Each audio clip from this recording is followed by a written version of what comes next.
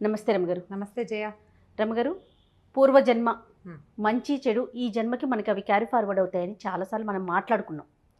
అయితే చెడు జరిగినప్పుడు ఎక్కువగా అనుకుంటూ ఉంటాం, ఏ జన్మలోనో ఏదో పాపం చేసుకున్నాం, ఏదో జరిగింది, దానివల్ల ఈ జన్మలో అనుభవిస్తున్నారు, అనుభవిస్తాము అని. అది మంచికి అంత తొందరగా అనుకోలేకపోతాం రమగారు. అది పూర్వజన్మ నుంచి వచ్చింది అనుకోలేము. క్రెడిట్ మొత్తం నాదే, పక్కన వాళ్ళకి కూడా వెళ్ళొద్దు కనీసం. అలాంటి ఆలోచన ఉంటుంది కదా. జనరల్గా చేస్తారు, కానీ మన తాలూకు సుఖ దుఃఖాలు ఎక్కువ భాగం మనం ముందు నుంచి తెచ్చుకున్నవే ఉంటాయి. ఇప్పుడు చేసే క్రియలు, ఆలోచనలు అవి ఈనాటివి. కానీ మనకి ఏదైనా చాలా ఇబ్బందికరమైన పరిస్థితి, మరణాలు లేదా అనారోగ్యాలు, అవన్నీ కూడా పూర్వజన్మ నుంచి క్యారీ ఫార్వర్డ్ అవుతాయి ఖచ్చితంగా. ఇప్పుడు ఇవాళ మనం పుట్టాం జయ, ఇంతకుముందు మనం ఉన్నామా? అనుకుంటాం, ఉన్నామేమో, ఎక్కడో పుట్టుంటామేమో. అదే, అక్కడ ఏం చేసి ఉంటాం? అసలు ఎలా పుట్టామో తెలియదు కదా రమ్మగారు. అక్కడ ఎలా పుట్టామో తెలీదు, ఏం చేసామో మనకి తెలియదు. కానీ ఇప్పుడు పుట్టేశాం మనం. ఆ ఏం చేసామో నీకు నాకు తెలియదు, కానీ మన చుట్టూతా కొంత ప్రపంచం ఉంది మనమే కాకుండా. వీటిని మనం ఏమంటాము? పంచభూతాలు అంటాం. పంచభూతాలనే పృథివ్య తేజో వాయురాకాశాలు. అవును, మనం మామూలుగా చెప్పుకునేటిది నిప్పు, నీరు, భూమి, ఆకాశము, గాలి. ఈ 5 వీటితో పాటు ఎప్పుడు ఉండేవాళ్ళు సూర్యుడు, చంద్రుడు, వీళ్ళు 7. దీంతోపాటు మనసు అనేది ఒకటి ఉంటుంది. అది చూస్తూనే ఉంటుంది. అది మనతో పాటు ప్రయాణం చేస్తుంది. ఈ గుంపంతా ఉంటారు. ఇప్పుడు మనం మరణించిన తర్వాత మనం మళ్ళీ పుట్టాం, ఇవే ఉంటాయి కదా మన చుట్టూతా. ఇప్పుడు నేను కొత్త ముఖంతో పుట్టానని భూమి ఆకాశాలు మారిపోవు, పంచభూతాలు మారిపోవు. అవే పంచభూతాలు అలానే ఉంటాయి. మనసు కూడా ఉంటుందంటారా మళ్ళీ జన్మకి? ఉంటుంది, అది ప్రయాణం చేస్తుంది. మనకి దాని తాలూకా విషయాలు మనకు తెలియదు, ఏమీ తెలియవు. ఒక్క టింట్ లాగా ఉంటుంది. ఉంటుందా రమ్మగారు? ఖచ్చితంగా. పంచకోశాంతర అంటారు వాటిని. అమ్మవారిని పంచకోశాంతర స్థిత అని చెప్తారు. 5 కోశాలలో ఉంటుంది అమ్మవారు అని. వాట్లల్లో ఒక్క కోశం, శరీరము పంచకోశాలతోటి నిర్మించబడి ఉంటుంది. ఒకటి జీవుణ్ణి అనుసరిస్తుంది, అది కూడా ఏంటంటే పూర్తి స్థాయిలో అనుసరించదు, సూక్ష్మ రూపంలో అనుసరిస్తుంది. అందువల్లనే ఇంట్లో ఎవ్వరికీ లేని సంగీతం ఒక పిల్లకి వస్తుంది. అవును, కుటుంబంలో లేదు అసలు. వాళ్ళ కుటుంబంలో అందరూ నిరక్షరాస్యులే. ఒకడు IAS అయిపోతాడు. సాధారణ కుటుంబంలో ఉంటారు, రోజు గడవని పరిస్థితిలో కూడా మీరు అన్నట్లుగా మంచి పరిస్థితిలోకి వెళ్ళిపోతారు వారు. ఒక మహాద్భుతమైన కుటుంబం ఉంటుంది, ఒక్క దౌర్భాగ్యపు మనిషి ఒకడు ఉంటాడు. వాడికి చదువు సంధ్య ఉండవు, నానా రకాల దురభ్యాసాలు వాడికే ఉంటాయి, సప్తవ్యసనాలు వాడికే వస్తాయి. అమ్మా నాన్న తాత మామ అందరూ అఖండమైన వాళ్ళు, మంచివాళ్ళు, గొప్పవాళ్ళు, సమాజంలో పేరెన్నిక కలిగిన వాళ్ళు. ఒకడు తన కర్మవశాత్తు అప్పుడు చేసినటువంటి సత్కర్మల వల్ల ఈ కుటుంబంలో జన్మిస్తాడు. కుకర్మల వల్ల అతను ఏ వ్యసనాలతో అక్కడ ఇచ్చేశాడో అదే వ్యసనం ఇక్కడ అనుభవించాల్సి వస్తుంది. ఇది తప్పదు. సో ఇప్పుడు మీరు చెప్పిన దాన్ని బట్టి మంచికైనా చెడుకైనా గత జన్మ అనేది ఒక లైన్ మన వెనకాల ఉంది అంతే. దాన్ని మనం రెండింటికి గుర్తుంచుకోవాలి. అందుకని మనకి ఇప్పుడు ఏం చెప్తారు? సత్కర్మలు చెయ్యి, సరైన పని చెయ్యి, లేకపోతే ఇది నీ వెనకాల పడి వస్తుంది. నువ్వు మంచి పని చేస్తే నీ వెనకాల వస్తుంది, నిన్ను మంచి దారిలోకి తీసుకెళ్తుంది. అవును, నువ్వు సరైన పని చేయకపోతే నువ్వు ఎలాగ పుడతావో. ఇప్పుడు చూడు, దేవాలయం ఇప్పుడు డబ్బులు తినేసినాడు కుక్కై పుడతాడని వింటుంటాం, మనకు తెలుసు, వింటాం అది మనం. అవును, ఇప్పుడు వీడివన్నీ తినేసినాడు, రేపొద్దున ఏం పుట్టబోతాడో అంటాం. మనకి ఈ శాస్త్రం తెలియదు, వ్యవహారం అంతా తెలియదు, కానీ ఈ మాటలు మనకు తెలుసు. ఇది ఎలాగూ జరగబోయేదే. అయితే వచ్చే జన్మ నేను చూడను కదా, అప్పుడు ఏమవుతుందో నాకు తెలియదు కదా, నేను ఏదో ఒకటి చేస్తాను, నా ఇష్టారాజ్యంగా నేను జీవిస్తాను అని కనుక నువ్వు అనుకునేటట్టయితే అది నీ ఇష్టం. కాకపోతే ఈ కలియుగంలో ఏం చెప్తారంటే, ఈ జన్మలో చేసింది ఇప్పుడే అనుభవించాల్సి వస్తుంది అంటారు. మళ్ళీ మళ్ళీ ఇక్కడ అనుభవిస్తాము, మళ్ళీ పుట్టి మళ్ళీ అనుభవించాల్సి వస్తాము ఖచ్చితంగా. దాన్ని అసలు తప్పించుకోలేము. కథా చరిత్సాగరంలో చాలా కథలు చెప్పుకుంటూ ఉంటాం. అవునండి. అయితే ఇప్పుడు ఇది ఇంత టఫ్ సబ్జెక్టు, ఎన్నిసార్లు మాట్లాడినా మళ్ళీ కొత్తగానే ఉంటుంది, బోలెడ్ అన్ని అనుమానాలు వస్తాయి మనకి. అయితే అది కదా ఇది కదా, మరి వీడు బాగున్నాడు కదా, వాడు మంచివాడు కాదు కదా, వాడికి డబ్బు ఎలా వచ్చింది, రకరకాల ప్రశ్నలు వస్తాయి. వాడి అంతా కూడా ముందు చేసుకున్నటువంటి కర్మ, దానివల్లనే వస్తుంది, దీనివల్ల అనుమానం ఏం లేదు. ఈ కథలు భలే చిత్రంగా ఉంటాయి. ప్రాక్తన కర్మ అని చెప్తాడు, ముందు చేసుకున్నటువంటి కర్మానుభవం తర్వాత ఎట్లా ఫాలో అవుతుంది అని. అజరుడని ఒక వైద్యుడి కథ ఆసక్తికరంగా ఉంటుంది. ఒక ఊర్లో, శ్రీనగరం అనే ఊళ్ళో, ఒక విలాసపురం అని ఒక పెద్ద మహారాజ్యం ఉందట. ఈ శ్రీనగరం అనే దేశంలో విలాసపురం అని మహారాజ్యం. ఈ విలాసపురానికి ఒక రాజుగారు ఉండేవారు. ఆయనకి కమలప్రభని చాలా సౌందర్యవతి అయిన భార్య ఉండేదట. చాలా సంతోషంగా ఉండేవాడు. కొంచెం 45-47 ఇయర్స్ వచ్చేసరికల్లా ఆయనకి కొంచెం వృద్ధాప్యపు సూచనలు కనపడేవి మొహం మీద. జుట్టు కొంచెం తెల్లబడింది, ముంగురులు తెల్లబడతాయి. చాలామందికి ముందు జుట్టు తెల్లబడుతుంది కదా. ఆయన అద్దం చూసుకున్నప్పుడల్లా ఆయనకి బెంగ వచ్చేది. ఏమిటి ఇలా ముసలాండి అయిపోతున్నాను నేను? ఈ ముసలి మొహంతో భార్యను సమీపించడానికి సిగ్గుగా ఉండేది ఆయనకి. భార్యాభర్త ఓ ఇంట్లో ఉండరు రాజులు. ఆవిడ అత్తపురం వేరు, ఈయన భవనం వేరు. ఈయన 2 రోజులకి, రోజు విడిచి రోజు 3 రోజులకు ఒకసారి ఆవిడ దగ్గరికి వెళ్తూ ఉండేవారు. అలాగే జరిగేవి అప్పట్లో. ఈ వ్యవహారంలో ఆ భార్యను చూడడానికి ఆయనకి సిగ్గుగా ఉండేది. ఎవరైనా ఈ ముదిమిని పోగొట్టే వైద్యుడు దొరుకుతాడా అని ప్రయత్నం చేసేవారు. ప్రయత్నం చేసే మంత్రులంతా ముదిమి వయసుతోటి వస్తుంది, ఇవాళ మీరు పెద్దవాళ్ళైతే మీకంటే 10 ఏళ్ళు చిన్నదైన రాణిగారు ముసిలిది అవ్వదు, ఆవిడే అవుతుంది సహజంగానే. అయినా కూడా ఈయనకి కొంచెం దిగులుగా ఉండేది, ఎప్పుడు అద్దం చూసుకుంటూ ఉండేవాడు.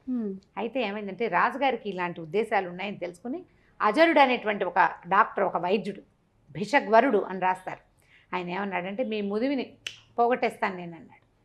అనేసరికల్లా ఆయన చాలా ఉత్సాహం వచ్చింది. ఏం చేయమంటావు చెప్పు, ఏం కావాలి, దీనికి పులిపాలు కావాలా, సింహం పాలు కావాలా, ఏనుగు దంతం కావాలా అన్నీ అడిగాడు. ఆయన అన్నాడు ఏం అక్కర్లేదు, మీరు ఒక 6 నెలలు భూగృహంలో ఉండాలి ఏకాంతంగా, నేను ఒక్కడే చూస్తాను మిమ్మల్ని, నేనే మీకు వైద్యం చేస్తానన్నాడు. అవన్నీ ఎక్కడ కుదురుతాయి అలా రాజు ఒప్పుకున్నాడు, ఎగిరి గంతేసి ఒప్పుకున్నాడు. మంత్రులంతా అన్నారు ఎందుకు వచ్చిందండి, అది చాలా కష్టము, పైగా ఈ 6 నెలలు ఏకాంతంగా ఉంటూ పడి ఏం చేస్తాడో మాకు నమ్మకం లేదంటే. ఆయన ఒప్పుకోలే. భార్యకి చెప్పాడు, సైన్యాధిపతులకి, వారికి వీరికి అందరికీ చెప్పాడు, నేను యవ్వనవంతున్నై తిరిగి వస్తాను, 6 నెలల పాటు రాజ్యాన్ని బాగా చూడండి అన్నాడు. ఈ అజరుడు ఏం చేశాడు, ఈయనకి ఒక పెద్ద పాతాళ గృహం నిర్మింపజేశాడు, తన దగ్గరే ఉన్నాడు. ఈ పెద్ద రాజభవనం కింద అడుగున సెల్లార్ లాంటిది లోపలికి నిర్మించి రాజుగారు ఒక్కడే ఉంటాడు. ఒక్క సేవకుడితోటి మంచి ఈయన వస్తాడనమాట, రాజవైద్యుడు ఒక సేవకుడు తీసుకుని రోజు వచ్చి ఆయనకి ఏవో మందులు రాసి మొహానికి పూసి ఫేస్ ప్యాక్లు అవి వేసి చేస్తాడు. ఆయన ఒక్కడే వస్తున్నాడు. 2 నెలలు గడిచినాయి. రాజుగారు అద్దం చూసుకుని ఇంకా ముసలి మొహం పడి, ఇప్పుడు ఏమైంది ఆయనకి, ఏకాంతము, ఒంటరిగా ఉండటము, రాజ్యం ఏమైపోతుందో అని దిగులు, తొందరగా యంగ్నెస్ వస్తుందో రాదో అన్న బెంగ, వీటితో పాటు రోజు రోజుకి పెరిగే వయసు ఒక పెరుగుతుందిగా. 2 నెలలు పెరిగితే 2 నెలలు పెరిగినట్టే. ఈయన ఇంకా తగ్గట్లేదు, ఇంకా ఇదైపోతున్నాను అదైపోతున్నాను అంటే ఏమీ లేదు, త్వరలో వస్తుంది, అలా వస్తుంది, ఇలా వస్తుంది అని చెప్పేవాడు. ఈ 2 నెలల్లో ఈ అజరుడు ఏం చేశాడంటే రాజుగారంతా ఎత్తు పొడుగు ఉండి కాస్త అటు ఇటుగా మొహకవళికలు రాజుగారిలాగా ఉన్నవాడి కోసం వేటాడాడు రాజ్యం అంతా. 3 నెలలు తిరిగేసరికి ఒకడు దొరికాడు. రాజంతే ఎత్తు పొడుగు, అంతే మనిషి, అంతే లావు, తర్వాత మొహం అది దాదాపుగా అలాగే ఉంది షేపు. రాజుకి 48-49 సంవత్సరాలు వచ్చినాయి, వీడు ఒక 25 ఏళ్ళవాడు, బిగువుగా ఉంటుంది స్కిన్ అది కదా. సరే ఏం చేశాడు, 3 నెలలు తిరగగానే రాజుగారిని సంహరించి సముద్రంలోకి తోసేశాడు. ఆ ప్లేస్లోకి తను ఏ కుర్రవాడిని అయితే రాజు లాగా ఉన్నవాడిని పట్టుకున్నాడో వాడిని ప్రవేశపెట్టాడు. వాడికి ఏం చెప్పాడంటే నువ్వు రాజు అవుతావు, హాయిగా మహారాణి కమలప్రభతోటి జీవితాన్ని గడుపుతావు, ఈ రాజ్యమంతా నీది, నేను చెప్పినట్టు చెయ్యి చాలు అని చెప్పి అతన్ని లోపల ఉంచి రోజు ఒక మంత్రిని, ఒక సైన్యాధిపతిని, ఒక్కొక్కరిని, రాజుగారిలో మార్పు వచ్చింది, ఆయన కుర్రవాడిగా తయారయ్యాడు రండి అని తీసుకొచ్చేవాడు.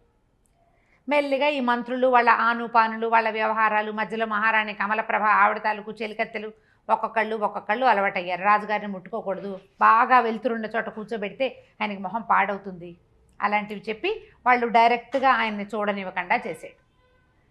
3 నెలలు గడిచేసరికల్లా ఈ జనం అందరికీ ఈ కొత్త రాజుగారు యంగ్గా అయిపోయిన, ఇప్పుడు మనమే ఒక 15 సంవత్సరాల తర్వాత, ఇప్పుడు ఉన్న మొహం 15 ఏళ్ల తర్వాత నా మొహాన్ని నేను చూసుకుంటే మనం గుర్తుపట్టలేము. అవును, గుర్తుపట్టలేకపోతాం. ఎందుకంటే చెంపలు అవి టైట్గా ఉంటాయి. 20 ఏళ్ళు 25 ఏళ్ల వయసు వేరు, 50 వచ్చేసరికల్లా డిఫరెన్స్ వచ్చేస్తుంది. ఆ ఫోటో ఈ ఫోటో దగ్గర పెట్టుకుంటే పోలిక ఒకలా ఉంటుంది, కానీ షేప్స్ మారిపోతాయి. ఎవరో అట్లా అలాగే ఉండేవాళ్ళు. ఎవరో అమృతం తాగిన వాళ్ళు ఎవరుంటారు, ఎంతో కొంత మార్పులు వచ్చేస్తాయి కదా. హెయిర్ లైన్ దగ్గర నుంచి మారిపోతుంది, జుట్టు ఊడిపోతుంది, పెరిగిపోతుంది, పక్క వెళ్ళిపోతుంది, పాపిడి పెద్దదైపోతుంది. చాలా అమ్మగారు మనకి కిందటి సంవత్సరం చేసిన వీడియోలు ఇప్పుడు ఒకసారి చూడండి, ఎంత మార్పు కనిపించేస్తుందో. సహజం కదా, సహజం కదా అది. అంతే. సరే ఏమైంది, 6 నెలలు తిరిగిపోయినాయి, కొత్త రాజుగారిని ప్రవేశపెట్టాడు. ఈయన ఈ లోపల రాజుగారి లాగా నడవటం, నుంచోటం, మాట్లాడడం అన్నీ నేర్చుకున్నాడు అబ్బాయి. మంచి చురుకైన వాడు. తర్వాత చక్కగా రాజ్యాన్ని వెళ్ళటం మొదలుపెట్టాడు. రాణి కమలప్రభతోటి హాయిగా ఉన్నాడు. ఆవిడ గుర్తుపట్ల తెలుసుకోలేకపోయింది. ఆయన 25 ఏళ్ల వయసులో ఆయన ఎలా ఉన్నాడో ఆయన ఉత్సాహవంతుడిగా ఉండటం తెలుసు. 25 ఏళ్ల కుర్రాడికి న్యాచురల్లీ ఉంటుంది. ప్రత్యేకమైనవి ఏమీ లేవు, పాత అలవాట్లన్నీ మార్చుకున్నానని ముందే చెప్పుకున్నాడు. దాంతో అన్నీ మారిపోయినాయి. కొన్ని తినచ్చు, కొన్ని తినకూడనివి. రాజుగారికి స్వీట్ అంటే ఇష్టం, స్వీట్లు తినకూడదు అన్నాడు ఈయన. అబ్బాయి తిండు, ఇతను కారమే తింటాడు, స్వీట్లు తినకూడదు కాబట్టి అవి మానేశాడు. అట్లా అడ్జస్ట్ చేసేసుకున్నారు. రోజులు గడిచినాయి. ఇతను ఏం చేశాడు, తన పాత స్నేహితులు ఇద్దరిని పిలుచుకొచ్చాడు. ఆ ఇద్దరు స్నేహితులకి చక్కగా 2 గ్రాము 4-5 గ్రామాలు అవి ఇచ్చి వాళ్ళని కూడా తనతో సమానంగా చేసి వాళ్ళని తన పక్కన పెట్టుకున్నాడు. ఈ అజరుణ్ణి మాత్రం వీడు మోసగాడు, రాజుని చంపి తనని ప్రవేశపెట్టాడు. ఆయనతో క్లోజ్గా ఉండేవాడు కాదు, కొంచెం పక్కకు పెట్టేవాడు. తెలివిగలవాడు. సరే, కొద్ది రోజులు గడిచేసరికల్లా అజరుడి కొళ్ళు మండిపోయింది. వీడేమిటి, నేను నిలబెట్టిన బొమ్మ, వీడు వేషాలు వేస్తున్నాడని ఒకరోజు నిలదీశాడు. ఏంటి నువ్వు వేషాలు వేస్తున్నావు అన్నాడు. అనేసరికల్లా ఈయనేమన్నాడు, నువ్వు ఇచ్చిన జీవితమే ఇది, నిజం అయినంత మాత్రాన ఏది ఇప్పుడు నువ్వు బయట పెట్టవు. నిన్ను నాతో ఉంచుకొని నిన్ను బతికి ఉండనిచ్చాను, నువ్వు సంతోషించు, దానికి నీకు అవసరమైంది ఇస్తాను, అంతేగాని నా రాజుకి నీ చేతిలో కీలుబొమ్మగా చేసుకోవాలని చూడకు. నేను ఇవాళ ఇక్కడ ఉండటానికి నువ్వు ఉపయోగపడ్డావు అంతే, నువ్వు కాకపోతే ఇంకోటి తెచ్చేవాడు నన్ను ఇక్కడికి అనేసరికి అజరుడు ఒళ్ళు మండిపోయింది. కానీ బయట పెట్టే మార్గం తనకి లేదు. తన జీవితం వాడిని పాడి చేస్తే తను మొత్తానికి నాశనం అయిపోతుంది, అంతే కదా. అందుకని అక్కడక్కడే తిరుగుతూ ఉండేవాడు. ఒకనాడు ఈ రాజు, అతని తాలూకు 2 స్నేహితులు, 2-3 మంత్రులు ఈ అజరుణ్ణి కూడా తీసుకుని ఒక చోట షికారుకి వెళ్ళారు. అట్లా నడిచిపోతుంటే పైనుంచి నీళ్ళు వస్తున్న ఒక చెరువులో, పైకి ఎక్కడి నుంచో ఆ చెరువులోకి నీళ్ళు వస్తాయి, బంగారు కమలాలు కొట్టుకొచ్చినాయి. అందరు కేరింతలు కొట్టారు. అయ్యో అయ్యో ఏదో పువ్వులు వస్తున్నాయి, చుట్టూ బంగారంగా ఉన్నాయని. ఈయన నీటిలోకి దూకి పువ్వులు చేత్తో పుచ్చుకున్నాడు. సంతోషించి అజరుణ్ణి అన్నాడు, అజరా నువ్వు ఈ పువ్వులు ఎక్కడి నుంచి పుట్టుకొస్తున్నాయో అక్కడ చూసిరా అని పంపించాడు. మిగిలిన వాళ్ళంతా అజరుడిని తన మీద ఆపేక్షతో పంపించాడని భావించారు. అజరుడు తను ఏదైనా సంహరించడానికి పంపాడేమోనని భావించాడు. ఇక మరి రాజాజ్ఞ, ఒక ఒంటరిగా ఉన్నప్పుడు నువ్వు చెప్తే ఏం చేసేది ఏమిటి అన్ను, ఇక్కడ ఇంతమంది ఉన్నారు కదా, ఏం అనలేకపోయాడు. అజరుడు నడవటం మొదలుపెట్టాడు. అతను దూరంగా వెళ్ళటం చూసి వీళ్ళంతా రాజకోటలోకి వెళ్ళిపోయారు. ఈ నడిచి ముందుకు వెళ్ళిన అజరుడు చాలా దూరం వెళ్ళాక ఒక పెద్ద మర్రి చెట్టు కొసన వేళ్లాడుతున్న ఒక మానవ కంకాళం కనపడింది అతనికి. తను అక్కడికి వెళ్ళాక చిన్న మబ్బు బట్టి వాన పడింది. వాన చినుకులు కొన్ని ఈ కంకాళం మీద పడుతున్నాయి.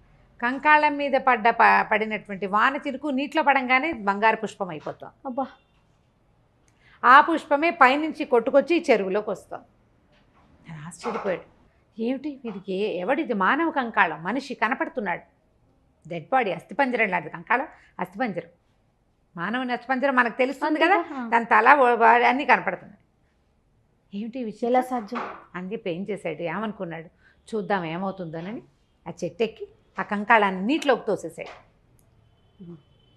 తోసేసి దిగి నడుచుకుంటూ వెళ్ళిపోయాడు. మళ్ళీ వెనక్కి వచ్చాడు రాజుగారి దగ్గరికి. ఆయన అడిగాడు, రాజు అజరా కంకాళం కనపడిందా? కనపడింది అన్నాడు.